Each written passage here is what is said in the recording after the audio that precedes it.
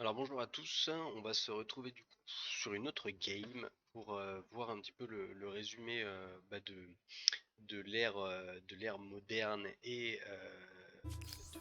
de l'ère d'avant qui est non, c'est l'ère moderne et l'ère industrielle. Je dis pas d'annerie. Non, il y a le Moyen-Âge entre les deux, autant pour moi, autant pour moi. Donc le Moyen-Âge, c'est là où on aura pris du coup les Scandinaves, donc c'est aussi ce qu'on a fait dans cette game, encore une fois pour aller découvrir le Nouveau Monde. Et là, on va arriver du coup à la fin de l'ère moderne, hein, comme vous pouvez le voir.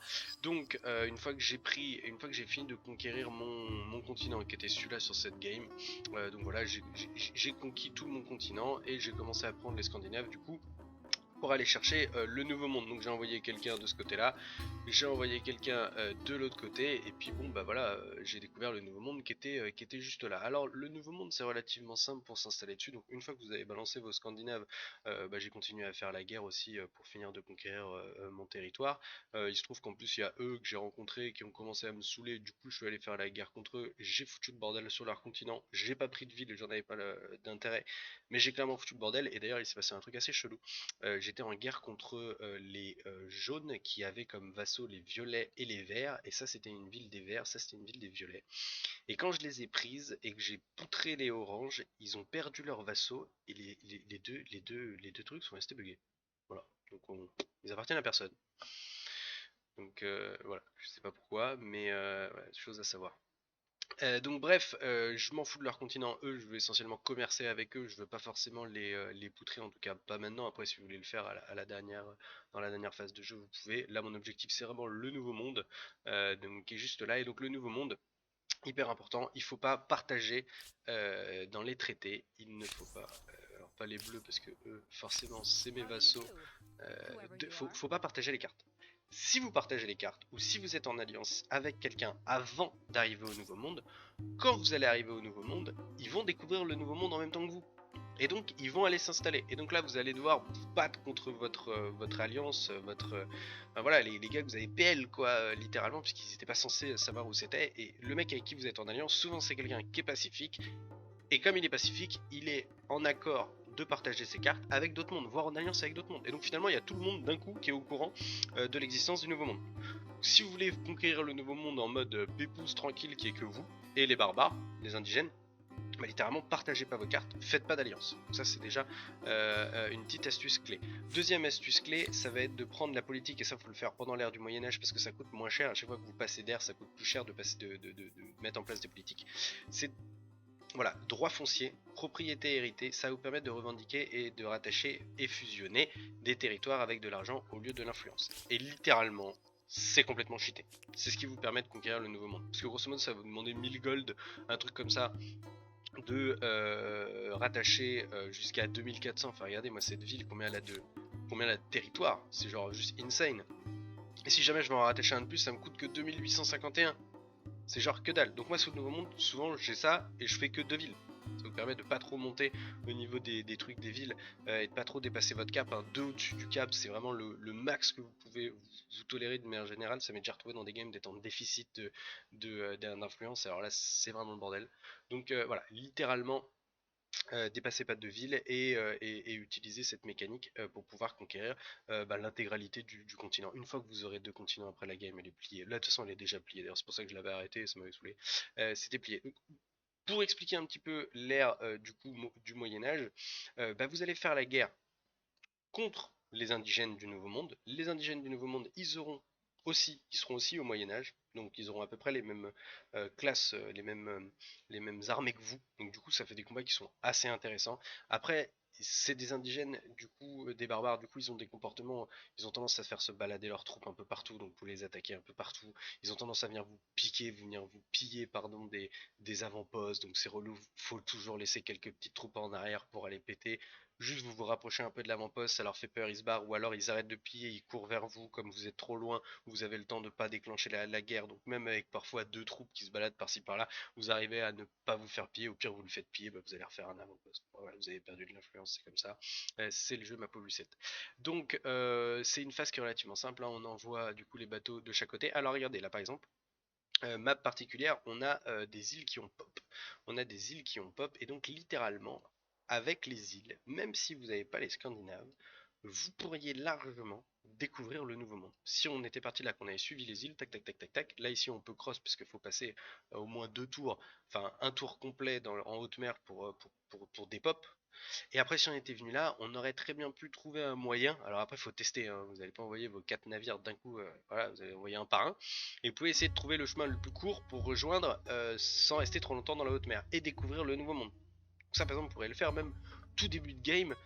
Vous êtes mal dans votre game, vous avez vu qu'il y avait des îles, et ben vous le tentez. Alors, ce que je trouve assez con, c'est que ça serait tellement plus logique qu'on passe par le pôle sud et le pôle nord pour le découvrir.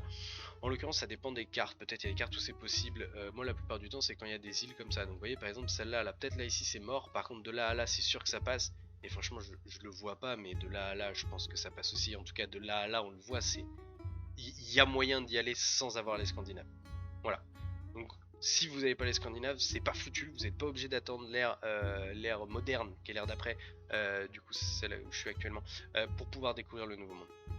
Pendant l'ère moderne et pendant l'ère du coup du Moyen-Âge, on va guerroyer contre les indigènes. On va accumuler aussi de l'or, parce que du coup on rattache les territoires avec de l'or. On va avoir des grosses armées, puisqu'il faut continuer à protéger son territoire, voire même faire des guerres sur l'autre continent comme c'était le cas. Donc vous avez beaucoup d'armées, du coup il faut beaucoup de gold. Donc du coup littéralement il faut continuer à faire des quartiers, des quartiers. Alors là bien sûr celui que je montre il n'y en a que deux. Là ici on voit on a tout de suite vachement plus. Là pareil il y en a vachement plus. Voilà, donc faut vraiment pas lésiner sur les quartiers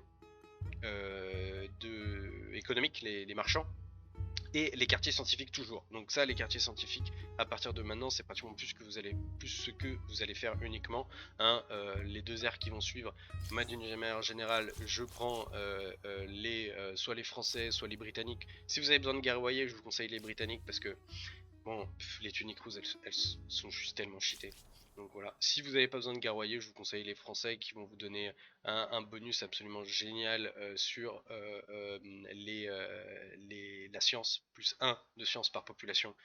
Vous avez beaucoup de territoires, vous avez des villes qui vont avoir beaucoup de population, vous pouvez en placer un par territoire et avoir des bonus insane, complètement insane. Par exemple, regardez si on regarde sur une ville comme ça, j'ai 289 en sciences, j'ai 35 de pop, c'est-à-dire que je peux placer 1, 2, 3, non j'en ai 4 même, j'ai 4 halls d'exposition, multiplié du coup par les 35 de population, ça fait un peu plus de 130 de bonus de science qui sont récupérés super facilement. Là j'en ai 39, là j'en ai 36.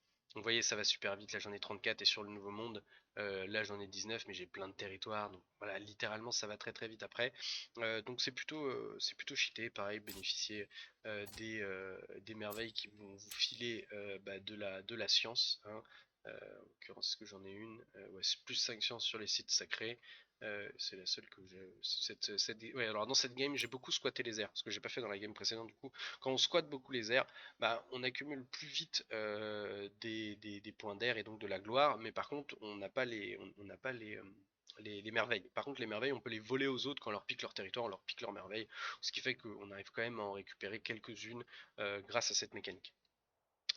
Voilà à peu près tout ce qu'on va pouvoir dire sur cette ère. C'est pas les 2 aires les plus compliquées à partir du moment où vous êtes bien installé sur votre continent. De toute façon, littéralement, ça commence à rouler pour vous. Hein. Vous avez les golds qui rentrent à flot. C'est vrai que vous avez plus personne, vous avez buté tout le monde. Par contre, il faut commencer à aller découvrir les autres pour pouvoir commercer avec les autres. Ça vous permet toujours d'avoir de la stabilité et des rentrées d'argent.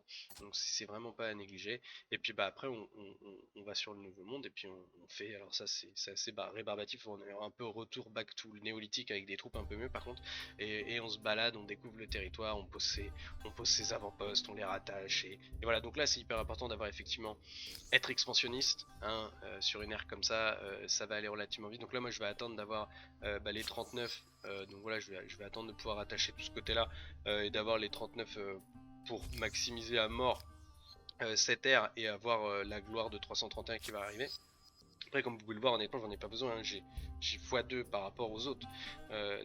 Voilà, littéralement, à partir de maintenant, la game, elle est de toute façon, elle est pliée. Mais une fois que vous arrivez en premier sur le nouveau monde, de toute façon, la game, elle est pliée. D'ailleurs, je me tâte à faire des games où il n'y a pas de nouveau monde parce qu'en fait, ça devient un peu trop cheaté quand on comprend cette mécanique. Alors, ça peut vous sauver aussi hein, si vous êtes très très très très mal sur votre territoire. bah, vous allez découvrir le nouveau monde et puis vous pouvez vous réinstaller sur le nouveau monde et repartir sur de meilleures bases. Voilà, tout simplement. Surtout que de manière générale, vous êtes tout seul. Tout simplement. Écoutez, je pense que j'ai à peu près tout dit, hein. Il y a vraiment ça qui est propriété héritée des droits fonciers qui est absolument essentiel à passer au Moyen-Âge. Et puis après, c'est relativement simple. Puis à partir de maintenant, bah, snowball effect, hein. Vous avez plus de territoire que tout le monde. Vous avez. Ah oui, si. Ah, j'ai failli pas le dire. Genre, ultra important, mécénat. Pour débloquer les manufactures de luxe. Être le premier à le faire. Donc là, il faut vraiment ninja ça en premier sur l'ère moderne. Pour pouvoir du coup avoir le bonus, les effets extraordinaires sur un maximum de ressources. Là, comme vous pouvez le voir, je l'ai vraiment sur plein de ressources.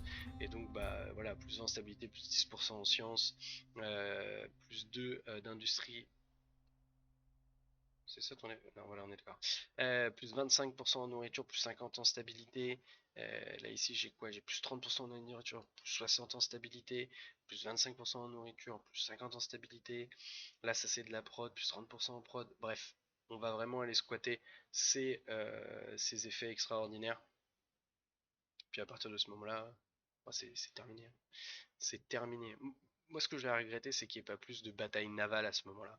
Parce que les batailles navales sont un peu toutes nazes. On va pas se mentir, c'est pas bien développé dans le jeu. Déjà, les troupes qui sont pas des troupes navales peuvent être aussi fortes que des troupes navales. Ça, je trouve que c'est un peu débile. Enfin, les troupes navales devraient avoir un bonus supérieur et donc pouvoir mieux rivaliser contre d'autres troupes. Et surtout, étant donné que c'est hyper ouvert, la mer, vous pouvez vous faire attaquer de toutes parts. Donc, d'une manière générale, c'est pas forcément celui qui a les meilleures troupes qui gagne, c'est juste celui qui en a le plus grand nombre.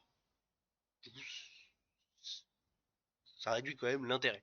Pas beaucoup de mécaniques intéressantes, pas de délire de mer, de machin, de tempête, de nanana, de debuff comme sur Terre où on a vraiment plein de choses à prendre en compte, les rivières, la hauteur, les forêts, tout ça qui donne des bonus hyper intéressants. Là en l'occurrence c'est genre full bataille automatique et le plus nombreux gagne quoi. Et puis voilà c'est tout. Donc ça c'est un peu une petite déception quand même, qui est pas plus d'intérêt sur les batailles navales. Voilà, je pense que c'est à peu près tout ce qu'on pouvait dire sur ces deux aires. euh, qui sont pas forcément hyper intéressantes, hein. Les autres ils sont trop lents pour vous faire la guerre. Eux vous les avez mis trop mal ceux de votre continent pour qu'ils fassent quoi que ce soit. Vous êtes en train de découvrir tout seul le nouveau monde. Vous vous battez contre des indigènes qui sont trop teubés. Là, il reste plus que des pacifiques en plus, donc ça va être full facile de finir. Et puis après, on va passer dans les deux dernières aires. C'est la course à la science, la course à l'envoyer sur Mars, votre première station. Puis à la limite, on va se retrouver encore sur une autre game pour aller voir ça. Voilà, donc j'espère que ça vous a plu, j'espère que vous avez appris des trucs, même si moi je vous ai pas tout montré, mais c'est des airs qui sont pas forcément très compliqués. À partir du moment où il y a le snowball effect, de toute façon, vous roulez sur tout ce qui bouge. Donc voilà, j'espère que ça vous a plu. Lâchez un petit pouce bleu si vraiment vous êtes genre super content. Et si vous êtes un petit peu content, vous pouvez aussi le lâcher quand même. Et puis voilà, n'hésitez pas aussi à commenter, et puis on se retrouve pour d'autres vidéos. Salut!